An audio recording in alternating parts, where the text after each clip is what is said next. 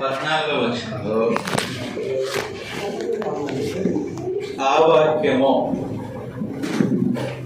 శరీరధారి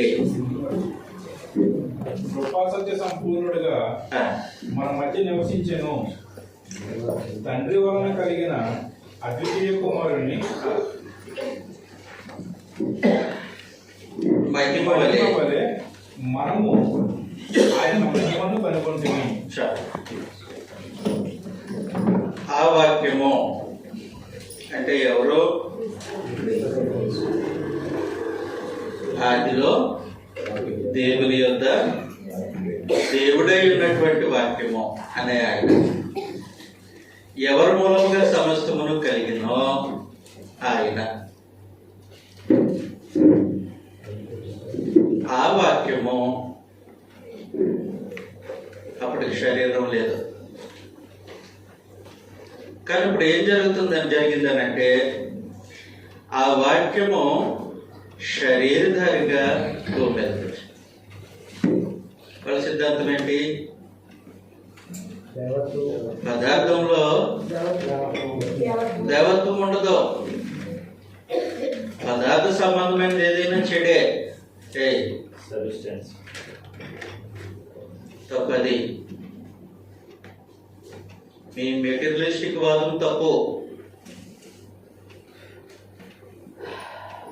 ఆ వాక్యము శరీరాన్ని ధరించుకొని భూమి మీదకి వచ్చాడు. దేవుడు ఆయనకు శరీరాన్ని అమర్చి భూమి మీదకి పంపించాడు. ఆ కోణం తర్వాత ఆ వాక్యము శరీరధారి కృపాసత్య సంపూర్ణుడిగా మనం మధ్య చూస్తుంది. శరీరాన్ని ధరించుకొని వచ్చారు, కృపాసత్య సంపూర్ణుడిగా మన మధ్య నివసించారు. యూదులకు అర్థం అవ్వాలి భాష. కారణం ఏమనంటే మోషే వాళ్ళకి గొప్ప నాయకుడు. మేము మోషే శిష్యులం అంటారు కావాలంటే, యేసు ప్రభువుకు శిష్యులం కాదు. యోహాను సువార్త 9వ అధ్యాయం.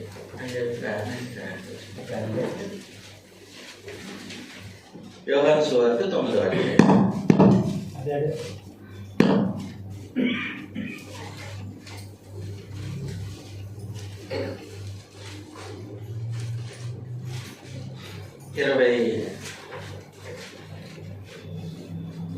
27వ వచనంలో నుండి వాడు ఇందాక మీతో చెప్పింది, గురుడివాడిని ప్రభువు యేసు స్వస్థపరిచినప్పుడు గురుడివాడి చూపు ఎలాగొచ్చిందని ఎంక్వైరీ మొదలు పెట్టారు. ఆయన పిలిచి పదే అడుగుతున్నారు. అప్పుడు ఆ చూపు పొందిన గుడ్డివాడు ఏమంటున్నాడు అంటే, మీరు ఎందుకు మరలా వినగోరుచున్నారు? మీరు కూడా ఆయన శిష్యులు అవ్వాలి అని కోరుకుంటున్నారా అని వారితో అందుకు వారు నీవే వారి శిష్యుడవు, మోషే శిష్యుడు. కాబట్టి యూదులో మనసు ఎలాంటిదనంటే మేము మోషే శిష్యులం. అసలు మోషే కాదు వినండి అబ్బాయి, మొదలెట్టేశాడు యోహాను. నిర్గమకాండం 33వ అధ్యాయము. నిర్గమకాండం 33వ అధ్యాయం 19వ వచనంలో నుండి మోషే కోరిక, మోషే యొక్క కోరిక. మొదలో మోషే దేవుడు చూడలే. ఇప్పుడు మోషేకి ఒక కోరిక కలిగింది. ఆయన నా మంచితనం అంతయు 17 నుంచి చదవండి. కాక యెహోవా నీవు చెప్పిన మాట చొప్పున చేసేది. 16 పారాగ్రాఫ్ స్టార్టింగ్ నుంచి సార్. నీ ప్రజలను నీకు కటాక్షం కలిగిందని నేను కూడా తెలియబడును. నీ మాకు వచ్చేవాడే కదా. అప్పుడు మేము అనగా నేను నీ ప్రజలను భూమి మీద ఉన్న సమస్త ప్రజల నుండి ప్రత్యేకపడమని ఆయనతో చెప్పాను. కాగా యెహోవా చెప్పిన మాట చొప్పున చేసేదను. నీ మీద నాకు కటాక్షం కలిగినది. నీ మీద నాకు కటాక్షం కలిగింది. మోషే అనుకున్నాడు, దేవా నువ్వు మాతో రావాలి. అప్పుడు మీ కటాక్షం మా మీద ఉంటుంది. మీరు మా మధ్య నివసించేటట్లుగా మేము మా జీవితాలు కట్టుకుంటాం అన్నట్టుగా మాట్లాడి చదివేసేద్దాం సంభాషణ అంతా. నీ చెప్పు మాట చొప్పున చేసేదను. నీ మీద నాకు కటాక్షం కలిగినది. నీ పేరును బట్టి నిన్ను ఎరుగుదనని మోసతో చెప్పగా అతడు దయచేసి నీ మహిమను మాకు చూపునగా దయచేసి నీ మహిమను నాకు చూపు అని అన్నాడు. నాకు చూపుమో, నీ మహిమను నాకు చూపుమో అని అన్నాడు. అంటే దేవుని మహిమను చూడాలి. అప్పుడు దేవుడు ఈ విధంగా తెలియజేశారు. ఆయన మహిమను చూపించమంటే నా మంచితనం అంతా చూపిస్తాను నీకు. నీ ఎదుట కనపరిచెదను. యెహోవా నామమును నీ ఎదుట ప్రకటించెదను. నేను కరుణించు వాని కరుణించెదను. ఎవనేందు కనికరపడదనో వాని యందు కనికరపడదనను. మరియు ఆయన నీవు నా ముఖమును చూడజాలవు. ఏ నరులను నన్ను చూసి బతకడను. మరియు యెహోవా ఇదిగో నా సమీపము నా ఒక స్థలం ఉన్నది. నీవు ఆ బండ మీద నిలువలేను. నా మహిమ నిన్ను దాటి వెలుచుండగా ఆ బండ సుందరంలో నేను ఉంచి నిన్ను దాటి వెలు వరకు నా చేతితో నిన్ను కట్టెదను. నేను నా చేయి తీసిన తర్వాత నా వెనుక పార్శ్వమున చూసుడు కానీ నా ముఖము నీకు కనబడదని మోసే చెప్పాను. కాబట్టి అక్కడ ఏం జరుగుతుందనంటే నీ మహిమను కనపరచు అన్నాడు మోషే. నా మంచితనాన్ని కనపరుస్తాను. నువ్వు మా మధ్యన నివాసం చేయి, మాతో కలిసి ప్రయాణం చేయి. అదే కదా కోరిక. మోషే కోరిక ఏంటండి? మేము బయలుదేరాం కానానికి. మేము ఒక్కరం వెళ్తే మాకేం ఇబ్బంది వేస్తుందో, తమరు కూడా మాతో రండి. నేను మీతో వస్తాను. అయితే ఇంకొక చిన్న మనవి, నీ మహిమను మాకు కనపరచు. సరే పో, నా మంచితనం అంతా చూద్ది కానీ. కాబట్టి బంద సందు వెనక్కి తప్పో చూడు, నా చెయ్యి అడ్డం పెడతాను చూడండి. చూశాడు. చూసిన తర్వాత మోషే దేవుని గురించి ఇలా మాట్లాడాడు. 34 వచ్చాడు. 4వ వచనంలో నుండి కాబట్టి అతడు మొదటి పలుకుల వంటి 2 రాతి పలుకులను చెక్కాను. మోసే తనకు యెహోవా ఆజ్ఞాపించినట్లు ఉదయం ముందు గల్లలకడే లేచి ఆ 2 రాతి పలుకులను చేతపడుకుని సినాయి కొండ ఎక్కగా మేఘములో యెహోవా దిగి అక్కడ అతనితో నిలిచి యెహోవా నామమును ప్రకటించాడా? అదే కదా చేస్తారన్నారు. నీ మహిమను కనపరచు అంటే నా మంచితనాన్ని చూపిస్తాను, నా నామాన్ని ప్రకటిస్తాను అని అతని ఎదుట యెహోవా అతని దాటి వెలుచు యెహోవా కనికరము దయ. చూడండి, యెహోవా కనికరము దయ దీర్ఘశాంతము విస్తారమైన కృపా సత్యములు గల దేవుడైన యెహోవా ఎవరంటున్నారు? మోషే. కాబట్టి దేవుని మహిమను చూశాడు. ఏం కనపడింది? ఆయనలో మంచితనం కనపడింది, ఆయనలో దైవతత్వం కనపడింది, ఆయన వ్యక్తిత్వం కనపడింది. ఏం కనపడింది ఆయన వ్యక్తిత్వంలో? చెప్పేసండి. కనికరము. ఒక్కరు చెప్పండి సార్, ఒకరు చెప్పండి. కనికరము, దయ, దీర్ఘశాంతము, విస్తారమైన కృపా సత్యములు గల దేవుడైన. ఇది దైవత్వం యొక్క సర్వత్వం, అది దైవతత్వం. ప్రభువైన యేసు శరీరాన్ని ధరించుకొని వారి దగ్గరికి వచ్చేసారు. ఆ వాక్యము దేవుని యొద్ద దేవుడై ఉన్నటువంటి వాక్యము అదే వ్యక్తిత్వం కలిగి శరీరాన్ని ధరించుకొని వచ్చేసారు. శరీరాన్ని ధరించుకొని వస్తే అందరూ చూస్తున్నారు. మోషే బండసందులో చూసినట్టు శరీరం ధరించుకొని వచ్చినటువంటి దైవత్వం యొక్క సర్వ పరిపూర్ణత మనుషులు చూడగలరు. అందరూ గ్రహించలేకపోయారు. దేవుడు ఎవరిని కనికరిస్తారో వాళ్ళు మాత్రమే చూస్తారు కదా. మోషేని కనికరించినట్టు యోహాను కనికరించాడు. 12 మంది అపోస్తులు కనికరించాడు. ఆయన ఎందుకు విశ్వాసం ఉంచిన వారిని కనికరించాడు. కనికరించినప్పుడు శరీరాన్ని ధరించుకొని భూమి మీదకి వచ్చినటువంటి ప్రభు అయిన యేసు వారికి ఎలా కనబడ్డాడు? 14వ వచనం, యోహాను సువార్త 1వ అధ్యాయం 14వ వచనం.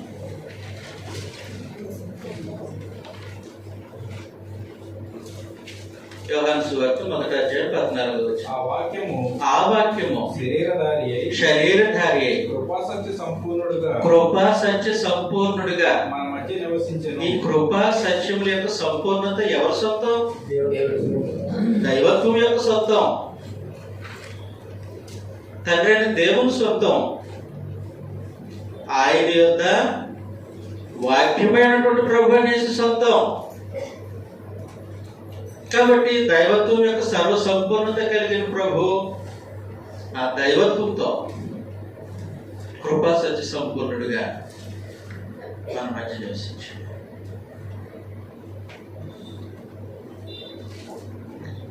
అర్థమవుతుంది కదండి? కృపా సత్య సంపూర్ణుడిగా మన మధ్య నివసించాడు. అద్భుతమైన సంగతి. అలాగ ప్రభు యేసు శరీరాన్ని ధరించుకుని భూమి మీదకి వస్తే ఆయనను గ్రహించకుండా మోసే శిష్యులు అనేవాడు కొంతమంది. మేము అబ్రహాం సంతానం అనేది కొంతమంది. ఈ అంత గొడవ ఎందుకు? యోర్దాను నది దగ్గర బాప్తిసాలు ఇస్తున్నాడంటే ఒక ఆయన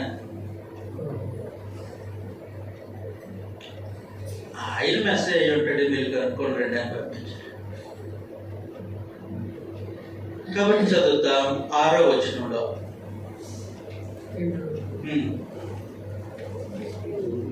మొదటి అధ్యాయం 6వ వచనం.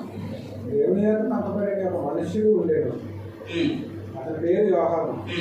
అతని మూలముగా అందరూ విశ్లేషించినట్లు అతడు ఆ వెలుగును గురించి సాక్ష్యం ఇచ్చేటప్పుడు. కాబట్టి యోహాను వెలుగును గురించి సాక్ష్యం ఇచ్చాడు, కానీ ఆయన వెలుగు కాదు.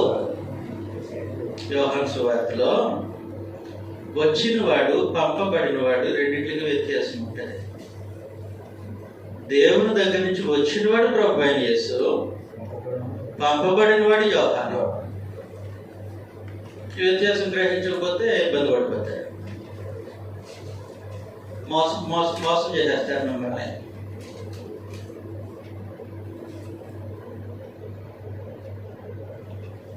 పంపబడినవాడు దేవుని యొద్ద నుండి పంపబడినవాడు. అక్కడ ప్రవక్తలు ఎలా పంపిస్తారో అలా పంపించాడు. ఎవరిని? కానీ వచ్చింది ఎవరు? వ్యత్యాసం తెలియాలి. ఆల్రైట్. దేవుని యొద్ద నుండి పంపబడిన ఒక మనుష్యుడు. అతను మనిషే, వాక్యం కాదు, అది సంగతి. అతని పేరు యోహాను. అతని మూలముగా అందరూ విశ్వసించున్నారు. అతడు ఆ వెలుగును గురించి సాక్ష్యం ఇచ్చుటకు సాక్షిగా వచ్చాను. సాక్షిగా వచ్చాడు. పంపబడిన వాడు సాక్షిగా వచ్చాడు. ఓకే. తర్వాత అతడు ఆ వెలుగై ఉండలేదు కానీ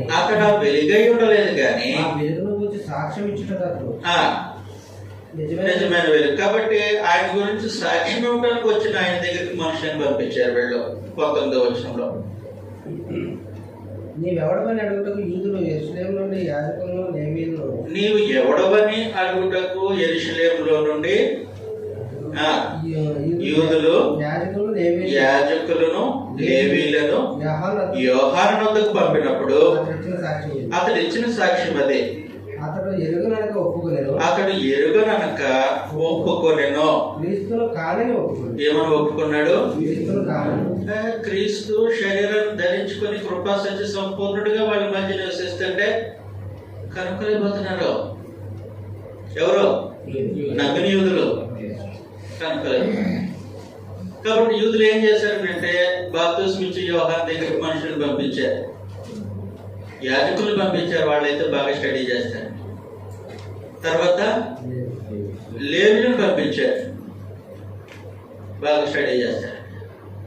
వచ్చి అసలైనటువంటి మెసేజ్ వదిలేసి యోహాన్ని అడుగుతున్నారు, నువ్వెవరో అడిగాడు. అని చెప్పేసాడు, నేను క్రీస్తుని కాదు అని అన్నాడు. ఈ యాజకులకి లేవీయులకి కూడా అవగాహన లేదు వాస్తవానికి. కాబట్టి పాండిత్యాన్ని వలకపోదాం అన్నట్టు ప్రశ్నించడం ప్రారంభించారు. చదివేసేద్దాం. కాగా వారు మరి నీవెవరు, నీవు ఏలియావా అని అడుగుగా, ఏలియావా అని అడుగుగా అతడు కాలేదు. కాబట్టి ఏలియా దినంలో ఏలియా పంపిస్తారన్నట్టు మళ్ళీ నువ్వు ఆయన అని అడిగాడు. కాదు, నీవు ప్రవక్తవా అంటే మోషే చెప్పాడు కదా, నా వంటి ఒక ప్రవక్త అని. ఆ ప్రవక్తవా? కాదు. కాబట్టి నువ్వెవరు? అయితే నువ్వెవరు? పంపిన వారికి మేము మొత్తం మమ్మల్ని పంపించారు యూదులు, నమ్మని యూదులు ఆయన నమ్మి ఆయన నమ్మి అంగీకరించి యూదులు పంపించారు. వాళ్ళకి మేమేం చెప్పాలి? ఇప్పుడు ఏం చెప్పాలి? అప్పుడు యోహాను అంటాడు, యెషయా చెప్పాడు కదా నా కోసం మీకు. యెషయా ద్వారా దేవుడు తెలియజేశాడు కదా ముందుగానే. అందుకతడు ప్రవక్త యెషయా చెప్పినట్టు నేను ప్రభు త్రోవ సరళం చేయుడు అని అరణ్యంలో ఎలుగెత్తి చెప్పు ఒకని శబ్దము. అంతే, ఒకని శబ్దము. నేను లోగోస్ కాదు రేమా అన్నాడు అనమాట. చెప్పేశారు కదా, మరి తప్పలేదు. నేను లోగోస్ కాదు, ఒక శబ్దము అని చెప్పేసి. అప్పుడు యెషయా గ్రంథం 40:3 చెప్పినట్లు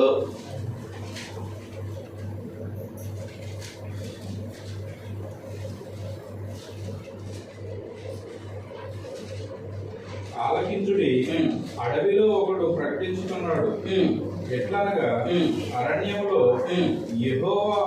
యెహోవాకు మార్గము సిద్ధపరచుడి, ఎడారిలో మా దేవుని రాజమార్గము సరళం చేయుడి. దేవుని యొక్క రాజమార్గాన్ని సరళం చేయడానికి వచ్చిన శబ్దాన్ని నేను I'm not logos, just I'm rhema అన్నాడు. కాబట్టి పంపించిన వాళ్ళు పరిసయ్యులు, ఎంక్వైరీకి పంపించిన వాళ్ళు 24 వచ్చి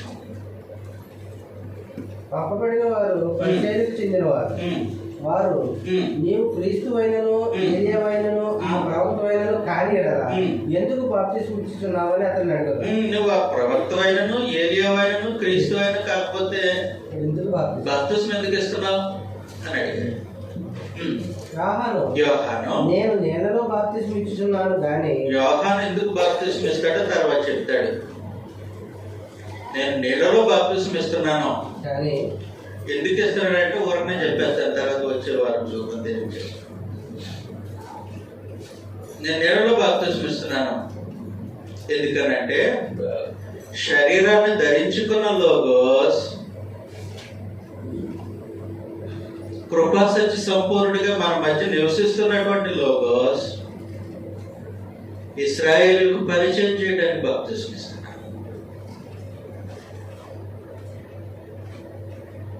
ఒకసారి తెలుసా, ఆయన చెప్పులు వారిని కూడా పెట్టుకుంటారు. నేను ఆయన చెప్పులు వారిని పెట్టుకుంటాను కూడా పెడతారు. అప్పటి భాషలో మాట్లాడేశాడు. పెద్దసారు చక్కగా తిరిగి దిగి ఇంట్లోకి వచ్చేస్తా ఉంటాడు. వెంటనే ఒక బానిసగా వెళ్ళిపోయి చూపించేస్తాడు. లోపల వేసుకున్న శాండిల్స్ వేరే ఉంటాయి, బయట వాడే వేరే ఉంటాయి. కనీసం ఆ చెప్పులు వారిని వెళ్ళడానికి కూడా నేను యోగ్యుడు కదా. మరి మీరు అంగీకరించిన ప్రభు ఎలాంటి వారు? యోహాను పరిచయం చేస్తున్న ప్రభు ఎలాంటి వారు?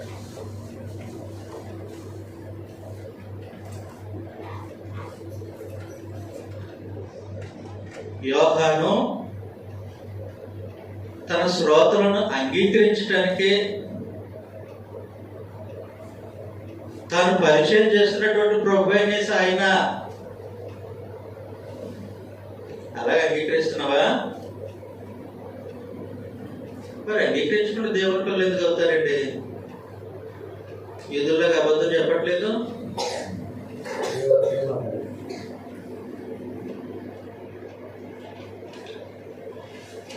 అలాగే అంగీకరించకుండా జీవపు వెలుగు ఎలా కలుగుతుంది? జాగ్రత్తగా ఆలోచన చేయాలి. క్రీస్తు సంఘం అని చెప్పుకుంటున్నా మంచిదే. జీవపు వెలుగున్న మనుషులేనా? జీవపు వెలుగున్న మనుషులేనా? ఆయన ఏం ఆజ్ఞాపించాడు అది తప్ప అన్నీ చేస్తాం. నువ్వు నమ్మేవంతే, అంగీకరించిన వాడు కాదు. నీ సొంత ఇష్టం కాదు, నీ దృష్టికి ఏది మంచో ఏది చెడో నువ్వు నిర్ణయించడం కాదు, ఆయన నిర్ణయిస్తాడు. ఆయన తన కుమారుడైనటువంటి యేసుక్రీస్తు ద్వారా తన నిర్ణయాన్ని భూమి మీద పంపించేశాడు, మనుషులు ఎలా తన ఎదుట బ్రతకాలనేది. అలాగూ ఆయన ఆజ్ఞలు యందు జీవితాన్ని కట్టుకుంటే ఆయన అంగీకరించినట్టు. అలా కాకపోతే నమ్మిన యూదులతో ప్రభు ఒకటే మాట అన్నాడు, నేను మీతో కలిసి ఉండలేను. నేను మీకు ఎలా కనబడుతున్నాను? ఈ రూపంగా కాకుండా నీళ్ళను ద్రాక్షరసంగా మార్చే అంతేనా నన్ను చూశారు? 5 రొట్టెలు 2 చేపలు 5,000 మందికి ఆహారం పంచిపెట్టడం అదేనా నేనంటే? అలాగైతే కాదు. అలాగైతే నన్ను అంగీకరించాను. నన్ను ఎలాగ అంగీకరించాలంటే నేను ఏమి ఆజ్ఞాపించానో దాని ప్రకారం దేవుని ఎదుట జీవితాన్ని ప్రదర్శించడం నన్ను అంగీకరించాను. ఆ ఆజ్ఞల ప్రకారము ఆయన దాసులుగా పనిచేయడం అది ఆయన అంగీకరించాడు.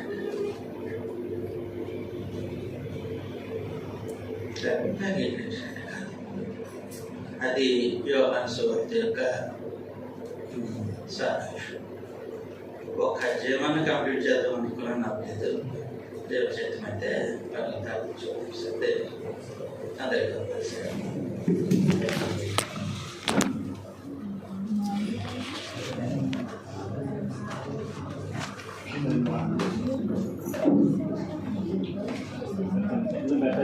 Thank you.